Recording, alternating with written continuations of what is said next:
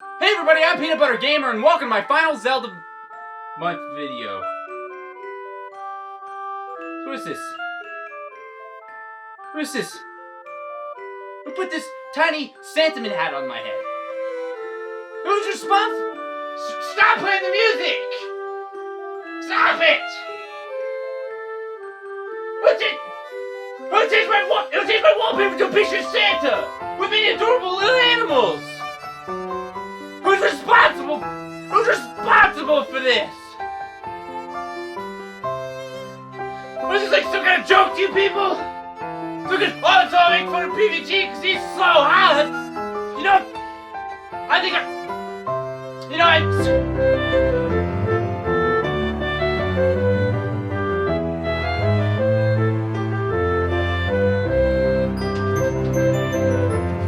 It's the top 8 Zelda Dungeons.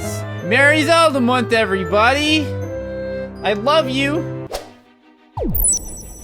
So yeah, Link Between Worlds came out late in November. A lot of people wanted me to talk about it, and while I didn't really have time to make an entire video, I am including it in this list. The whole game is really solid, and I think it's actually one of my favorite 2D Zelda games to date. My favorite dungeon in the game is the Thieves' Hideout, which is located in the northern part of the town in Lorule. And it starts off with a quiz. A smart thief fears the boss's wrath. I'd rather be on a cliff walking the precipice.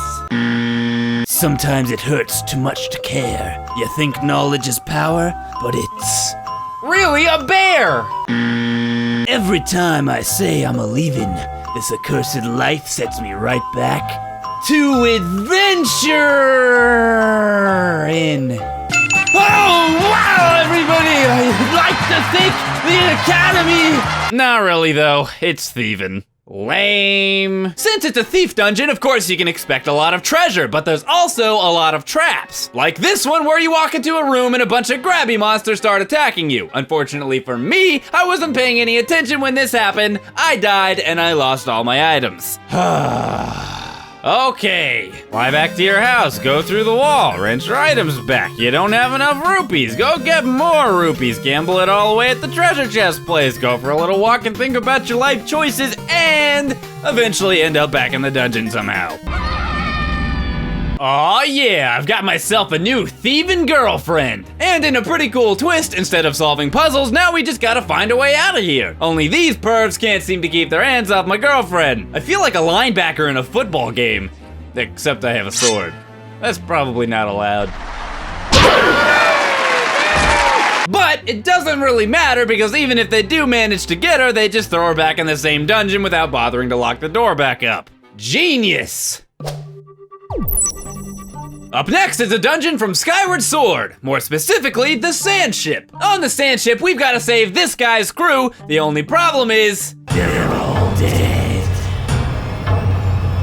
Well, more specifically, they just don't have any power. So, we've got to fix it. Did I mention we're on a pirate ship? Because that's cool. You even get to fight the pirate captain, which is surprisingly not the final boss fight. That would be a more chubby version of Celia from Monsters, Inc. over here. All right, let's take this guy out. Fee, would you shut up? I'm fighting a freaking pirate! This is also the dungeon where you get the bow, which would probably be a plus by default, but the way it's used is also pretty cool. The whole ship transforms from old to new by shooting a time shift stone on the mast that can be seen from various parts of the ship. Basically, depending on what you're doing, you may need the ship to be old and dusty, or you may need it to be shiny and futuristic. This, along with the pirate theme, is what this whole dungeon is based on. Also, there's scorpions. There's only one way to take care of all these guys. Skill mode engaged.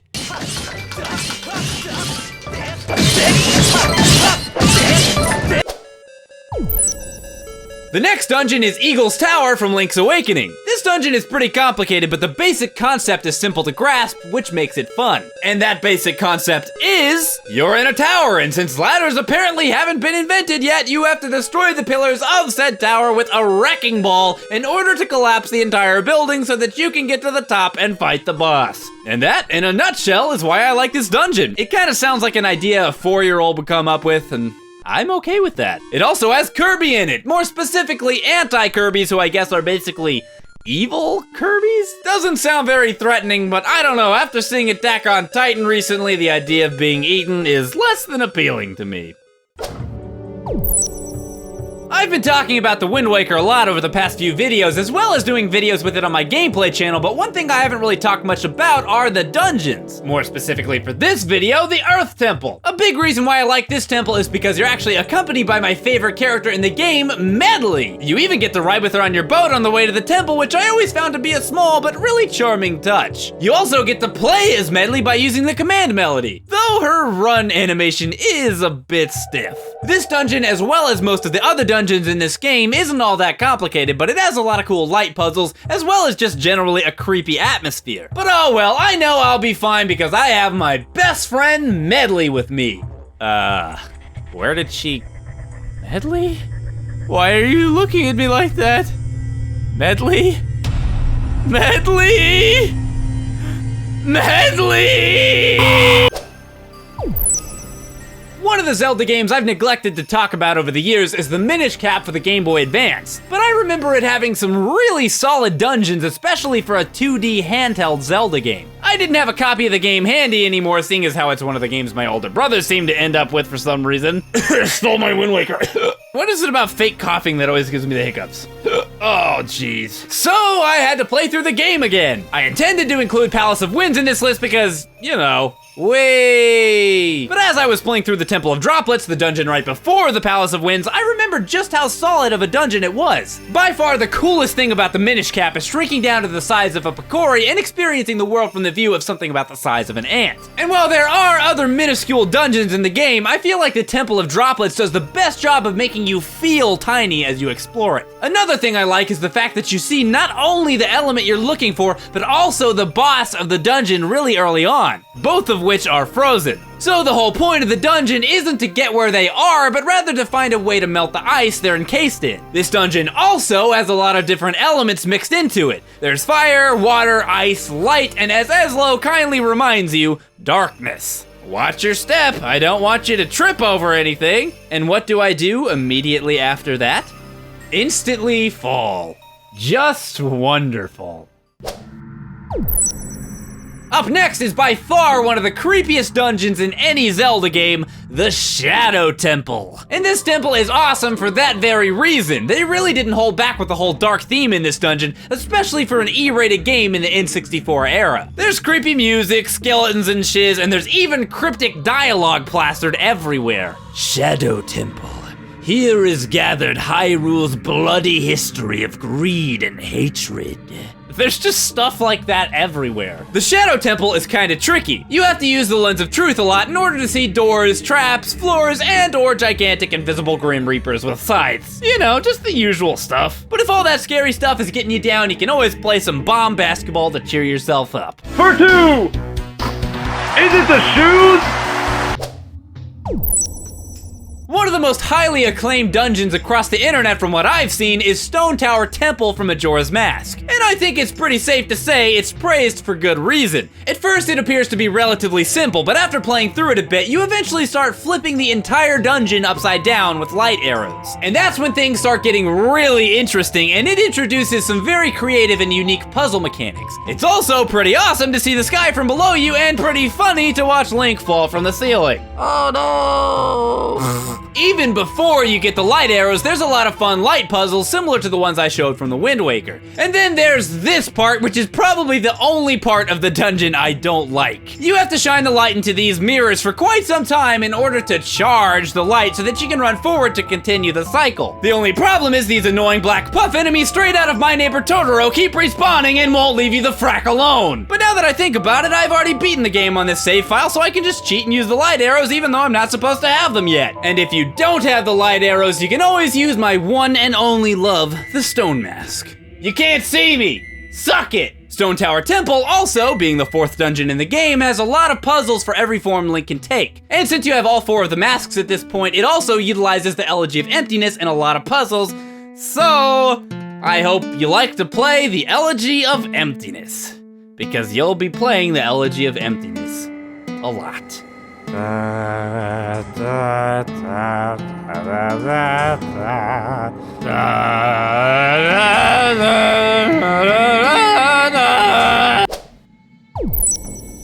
I have unintentionally, I should add, upset some Twilight Princess fans in the past by saying it wasn't one of my all-time favorite Zelda games in the series. I do, contrary to popular belief, actually enjoy the game quite a bit, and while I still probably wouldn't put it in my top 3 to 5 Zelda games, I can admit that when I did my top 10 Zelda games list, I was in a phase where I wasn't so high on the game. Let me just say this. While they generally stay more or less the same, my opinions on Zelda games do occasionally tend to shift from time to time, depending on which game I played most recently, or even depending on which games I played too much of recently. I think I had a bit of the latter on Twilight Princess at the time I did that video. I've since talked more positively about the game and even mentioned a few things specifically that I like about it. But the one thing that stands out the most in Twilight Princess is always Arbiter's Grounds. It's by far the best part of the game to me. Even the part leading up to the Arbiter's Grounds is cool. I'm like some kind of bow and arrow ninja of the night. Right between the eyes.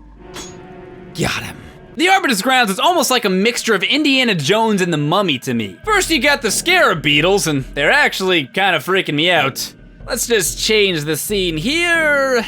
Then there's these mini skeleton guys, which are also kind of eerie in a way, especially since they come in such large packs. Seriously, look at these guys. They're like something right out of a child's nightmare. And keeping with the creepy theme, the basic goal of this dungeon is to find and kill the hidden Poes so that they can relight the torches a la the Forest Temple in Ocarina of Time. But unlike the Poes in Ocarina of Time, these guys are actually pretty scary, especially when they do that thing where they kind of mouth silent words at you. I mean, what is up with that? Stop it! But they're not so tough. You just gotta make out with them a bit and then they poof to death. And this is also the dungeon where you get to surf with the spinner, but I already talked about that quite extensively. So bye-bye! Hey everybody, thanks for watching my Zelda video. You can watch another Zelda video I did by clicking right here. And if you haven't already, you can subscribe by clicking the Master Sword right here. Also, make sure to follow me on Facebook and Twitter if you are so inclined. Bye-bye! Actually, I already said bye-bye. Farewell!